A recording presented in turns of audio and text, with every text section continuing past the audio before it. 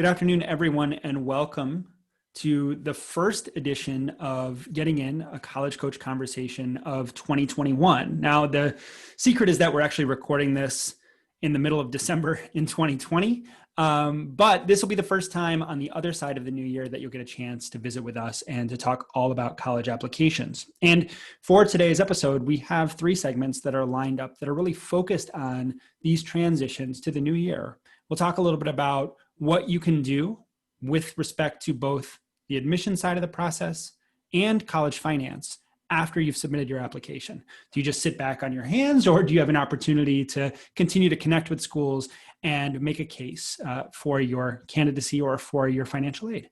But before we jump into that conversation, we want to turn our attention, maybe for the first time in a while, to the high school juniors. Juniors now are sort of going to get the spotlight because seniors are finished with their process, or they are for the most part. And so joining me to talk about what juniors should be thinking about at this stage in the calendar is my friend from Burke, Virginia, Karen Spencer. Hey, Karen. Hi, Ian. Thanks for having me again. Thank you for coming in on the show. You're actually a pinch hitter today. We were able to bring you in at the last moment. So I really appreciate your flexibility. I don't know if I hadn't said that, I think people wouldn't even know that it wasn't your turn to be on the show for today. It's a little snowy here on the East Coast. So we had a few people needing to grab children from. That's right. There are going to be some feet of snow. Yeah. I understand. Not out here, but out there. So let's talk a little bit about juniors. I don't know about you, but I haven't really thought about them much over the last month or two. Right. Which is not a comment on them as people, but instead just about where they are in the process. And, you know, I often want them in November and December, especially, to be focused on their academics, to make sure that they tie up really strong grades for that first semester. Maybe there's a test plan that they're thinking about. What are some things that, as we move here into the new year, that are going to be front of mind for 11th graders who are now sort of starting to think about the college process? Right. I think I have kind of four main things that I would want any junior at this stage to really be focused on. And then the four things I want them to be focused on have a little bit of a twist considering the state of the world. So four with a twist. Great. So I think the first thing I want any student really to be doing, a junior at this stage, is to be doing research into the college process. This is when you'll see a lot of people sign up to work with College Coach, right? This is when the panic sets in. The PSAT scores have just come back.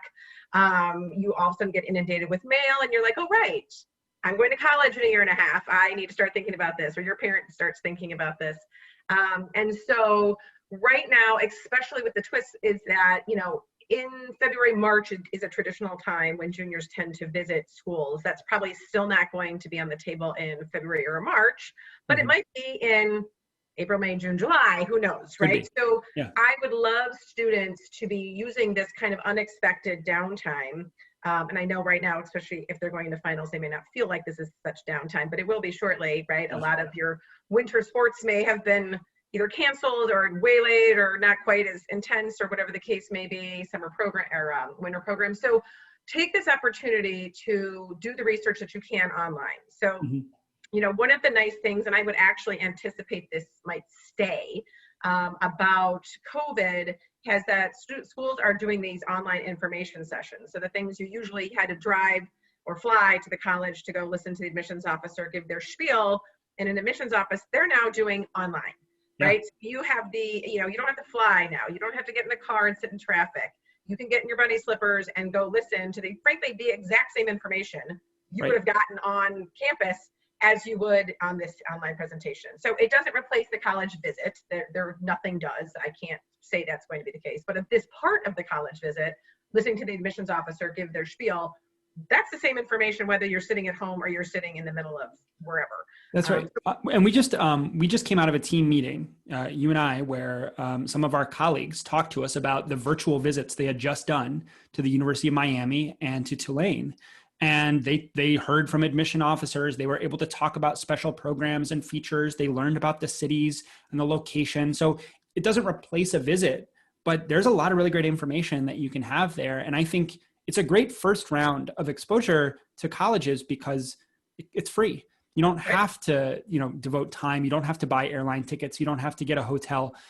All of those things are out. You can just go ahead and do the virtual visit. So I love that as a tip for juniors to start with. And there's also a Q&A at the end of those too. So if you've got questions, Yeah. it's live, right? So you can, you don't have to be on camera, but you can still ask your questions and do that kind of thing. Great point. As I'm sure you've covered on other radio programs, some schools, I should say, are still tracking this interest, right? So instead of deciding whether you've been on campus, they're paying attention to whether you've taken advantage of this opportunity or not. So again, that's not an opportunity you want to squander. So doing those, getting on niche.com or whatever, Unigo, whatever is your, website of, choice in terms of searching out things.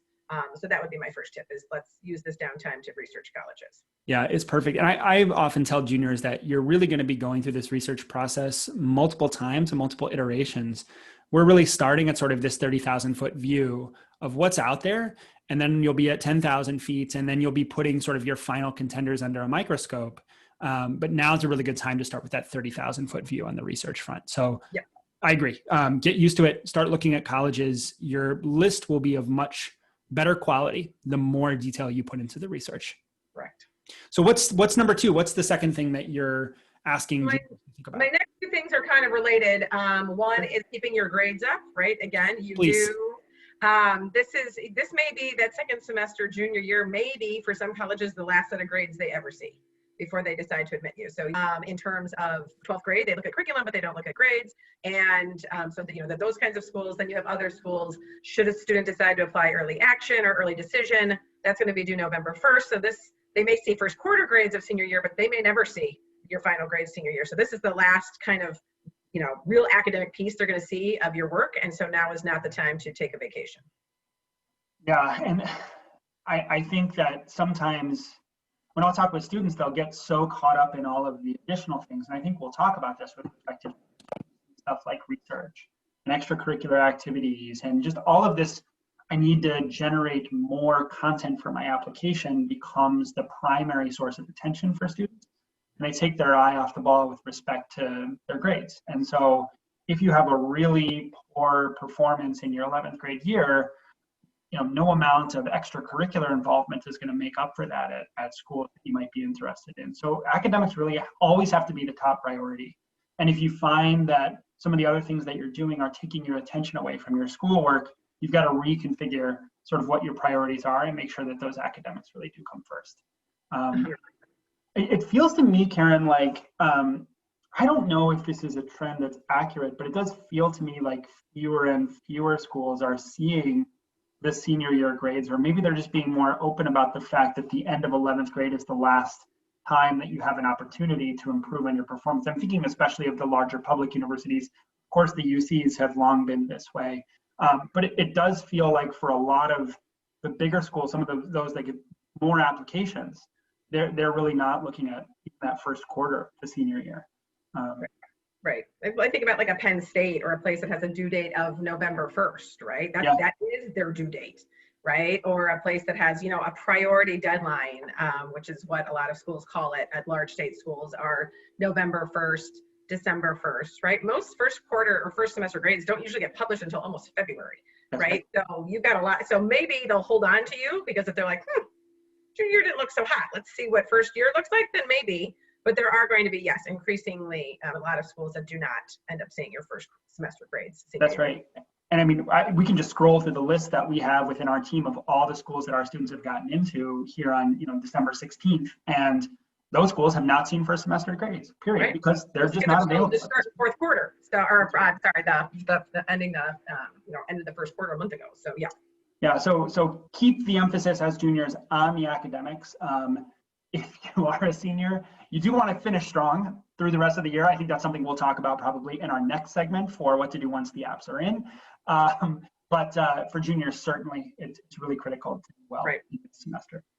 You said that the third tip was sort of related to the second. Right. So the third is really related back to classes. And this is about the time I start reminding students that for many of them, one or two of their teachers may need to say nice things about them at the end of the year.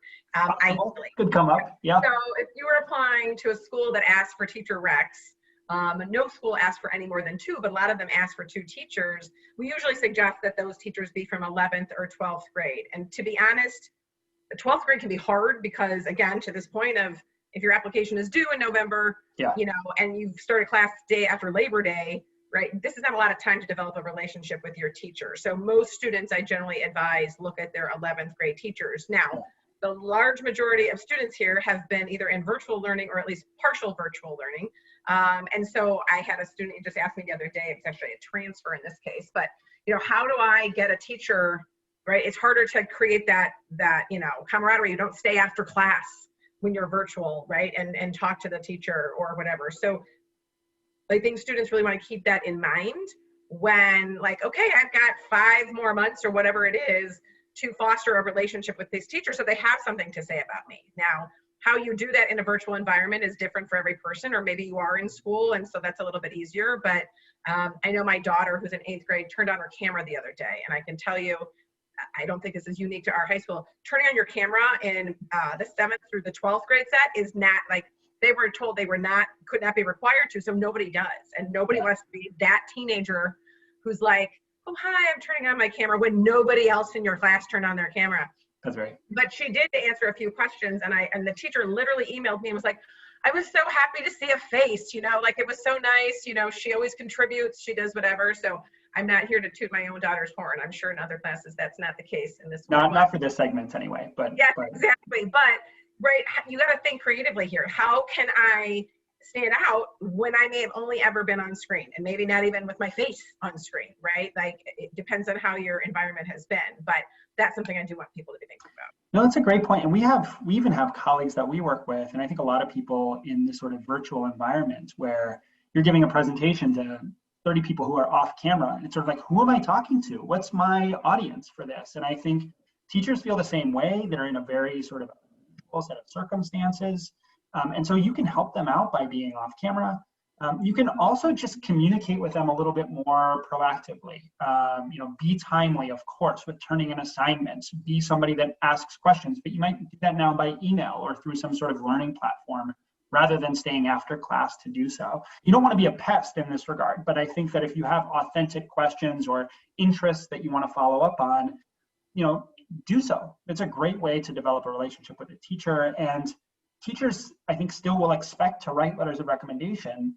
And so what are they going to draw on? You can be at the top of a virtual class in the same way that you could be at the top of a real class. It just might take a different set of skills and different, set of circumstances for you to do so. Different kind of engagement. What's that? A different kind of engagement. Different kind of engagement, that's right. And, I think it's a good reminder also, just in terms of the timeline, if you start thinking, okay, well, what about my sophomore teachers? Well, your time with them was interrupted in March when you probably were sent home. And at that point, there was no virtual schooling that was really robust or that was created to help support students. So they really saw you kind of just peter out for the rest of the year. So in many ways, I think the junior teacher still is going to be the reliable option for 11th graders graduating in the spring of 2020. Yeah, I know. I've had to shift my mindset. I'm like, 2022. 2022. Okay, get it under control. Okay, and then you had a 4th tip for those 2022 graduates. Right. So this one also has a little bit of a twist as well, because that's the world we live in. But this last one is about test prep. How testing finds itself for this next round of applicants is anybody's guess. I'm not here to whip out a crystal ball and say I have any idea, because I didn't have it. Again, if you told me 9 months ago I'd been in my 9th month of quarantine, I would have laughed. So, you don't want to ask me what I think. But I think it would not surprise me if a lot of schools, and by a lot, that's a big range, I realize, but choose to stay test optional. I can see some schools being like, we liked this. We liked the flexibility to not have to worry about this. And then there's going to be plenty that are like, oh, thank God, we can go back to looking at test scores again. So I think you don't know what your school list may look like in terms of that, but it's still, if you feel like, I know I'm going to plan to take this test, again, now would be an obvious time to do some prep, because again, taking this downtime, this is usually when we would start to think about prep anyway, even in normal times. So if you're thinking about taking a March or an April test, usually rule of thumb is to start prepping 3 months prior to that test. We're about at that stage right now. Yeah, and I would acknowledge that, not a lot has changed in terms of the presence of the virus, but I think that the smarts that we have around being safe in the context of the virus has made the testing environment a little bit more manageable. Our partners over at Arbor Bridge sent out a newsletter to us that said the College Board reported that 68% of registered students took December's exam. So, nearly 70% of students are able to do so. Back in March, May, June, there were cancellations everywhere. So it is something that's now becoming more widely available. And I think my intuition about this, Karen, is going to be that those schools that have long wanted tests, your most selective schools, may flip back into requiring those exams next year because such a large percentage of students are able to take them, and will be that. I would imagine that percentage will continue to grow throughout the calendar year. I agree. One final thing you gave 4 tips. I think maybe there's a 5th, which is around extracurricular activities, right? And a lot of students, when we were talking about just in the moments before the show, a lot of students will sort of say, everything got canceled. I wasn't able to do anything in 2020. And I think we're all in that same kind of boat. Do you have any sort of parting words for students as they're thinking about 2021 and what might happen to their extracurricular profile in the new year? I think especially, again, we're going into winter, we're at crazy COVID rates. So if anything, your extracurriculars most likely, if they had been planned, are less likely to happen than probably outside of the March timeframe. This is about as bad as it's probably gonna get. So I always think though, you've had time now, right? This is not April where we're still kind of shell shocked and like, oh, right. What do I do with my time, right? Like we've been doing this a while and we're gonna do it a little while longer. And so now is the time to really think, okay, come January, February, March, or however, April, however long this lasts until things, get into some semblance of I have normal extracurriculars to do again. What can you do, right? Because I think at some point it's not okay anymore to say, well, they were canceled. Well, so was everybody else's, right? So were mine, so were everybody's were canceled. You had time to essentially pivot and think about something else you can do. Maybe it's totally unrelated to what you used to do. Maybe it's simply doing lovely community service. Maybe you decide to shovel all of your elderly neighbors, that was hard to say, walkways from now till April, because you don't have to get up early to go to school because you can just roll out in your pajamas and go to class in, 15 minutes. So there are things you can do to pivot. And I think we're going to have expected, especially at some of the selective places, that you have pivoted into doing something. What that is much more flexible. That's right. So whether you're helping your neighborly elders or your elderly neighbors, there are lots of opportunities for juniors coming up in 2021. Karen, I thought it was a great rundown. It's great to have 5 things to focus on. Hopefully folks were taking notes, but thanks a lot for coming on the show and talking through that with us. Always nice to be here. Thanks, Ian. Awesome. Folks, when we come back, we're going to talk about what to do after you've submitted your application. You won't want to miss it, so stick around.